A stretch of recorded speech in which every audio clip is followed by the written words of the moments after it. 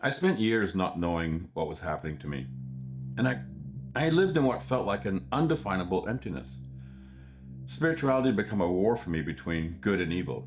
That strange grief of self I no longer recognized. And I thought I was literally falling apart. I wasn't. I was actually waking. So in this video, I walk you through my own dark night of the soul. The years of spiritual practice that suddenly stopped working, and the one thing that broke that cycle. Back then, I considered myself a light warrior. That was the word I used to define me. Spirituality wasn't a practice for me, it was a war, good against evil, and I was on the front line. I spent 90 minutes of meditation every morning. No alcohol, no sugar, no caffeine, day in, day out, doing the work, all of it. I was doing everything I thought you're supposed to do. And that's the part nobody really warned me about. I put a lot of effort into it, and I thought I was making progress.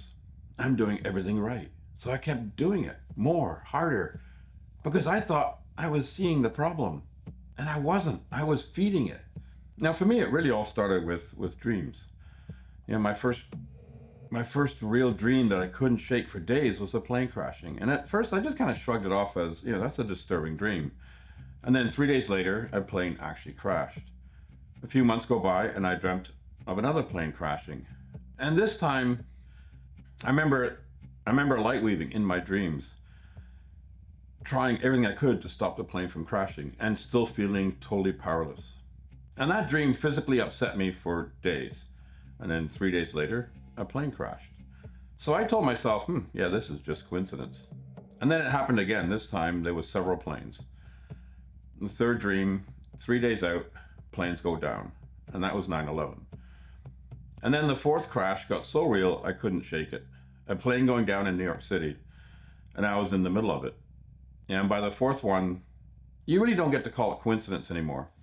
The hard part was seeing them in my dreams with such a realistic feeling, being right there in the middle of all of it and not being able to do anything, being totally powerless. Just being able to witness, that's all I was able to do. And I tried so hard to change each of the events. And it felt more like all I was doing was adding static or interference to whatever was unfolding. And that's when spirituality stopped feeling like a gift and really started feeling like a curse. Like somebody's throwing me a lifeline and it's razor wire. I reach for it anyway because it's the only thing in the water, but it cuts you every time. So I stopped. I stopped everything. The meditation, the discipline, master alignment, even the spirit fractals, all of it done. And that's the part that still doesn't make sense to the person I used to be. Letting go is what got me here. Not the 90 minutes, not the years of doing it right, just letting go.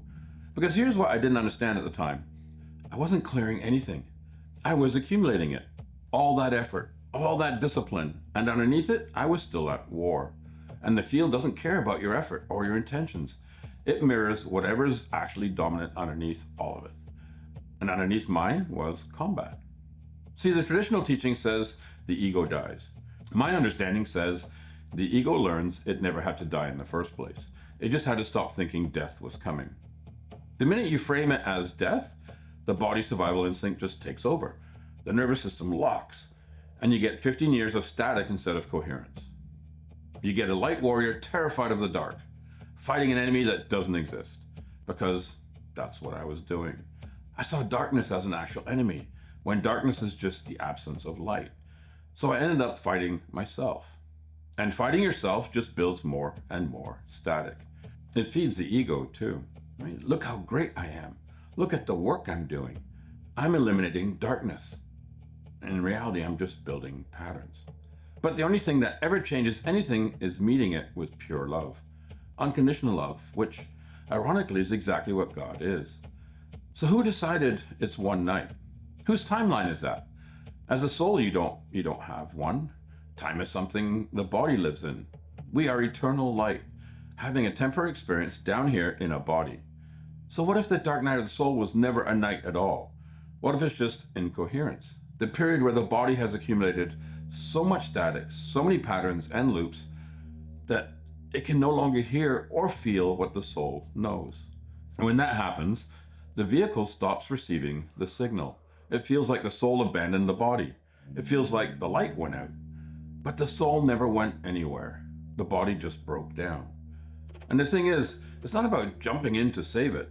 Because here's the thing, you can't overpower reality or change its direction. It's about being, witnessing, holding everything in love. That doesn't mean you don't take action, but you can only take action on your own actions. Everything else is just a perception. So I saw spirituality as a battle between light and dark. So everything I was doing, the 90 minutes of meditation, the master alignment, the channeling through spirit fractals, I was empowering that battle. I was honing all my good skills and I was using them to fight evil. Here's the thing, evil doesn't exist. What exists is my perception of the world, my experience, my patterns, my loops. And when I started doing spiritual practice, real committed practice, I wasn't clearing those patterns. I was now magnifying them. Because that's what the practice was doing, bringing patterns up and accelerating them. It accelerates them, it brings them into the light so we can witness them, clear them, hold them in love. But the body doesn't know that. The body just sees acceleration. And if your core belief is that spirituality is a war, the light against dark, then acceleration feels like the war is getting worse. So I double down. More meditation, more discipline, more alignment, more channeling. And it gets louder, it gets faster, the static becomes unbearable noise. For me, it wasn't just a thought, it was dreams. Constant dreams of fighting darkness. Hallways filled with shadows, pulling light swords off walls, fighting things that couldn't be fought. Dreams of shadowy beings coming up out of the ground trying to grab my family. Over and over. Not a pinnacle moment, just relentless day after day. And my body was just accumulating so much interference, so much noise, so many patterns running at a magnified rate that it started to see itself as the threat. I saw the soul as a threat, and I built a wall. I remember a long time ago having this vision, humanity as light pods covered in tar. And as we cleared the body, the tar would break off and the light would come beaming out. That tar is the body's survival response, layer after layer of patterns and loops running for lifetimes, ancestrally, for generations. The body encasing the heart, the light, because it thinks it's protecting it. If your pattern is war, your tar is war. If your pattern is betrayal, your tar is betrayal. Persecution, invisibility. Whatever your core belief system is, that's what gets magnified. That's what builds the wall until you can't physically do it anymore. It's not just one moment, a threshold. When the static gets so loud you can no longer hear yourself, can no longer hear the soul, and you feel abandoned, like the light went out, like God left. And that's when you stop. And here's what people don't usually talk about. The reversal isn't a moment either.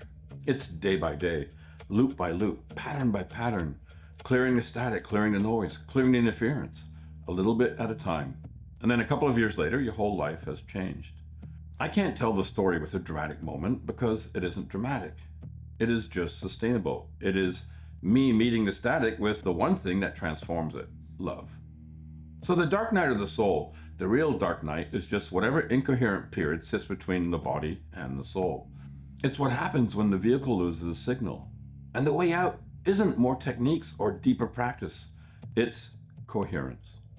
Teaching the body that it's safe, meeting the static with the one thing that actually transforms it, unconditional love. And I don't mean that as an idea, but as a presence that says, I see you.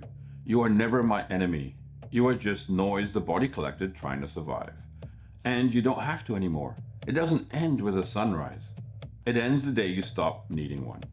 Because you've done the clearing loop by loop, static by static, until there's nothing left in the body still fighting a war the mind gave up on years ago. Thank you.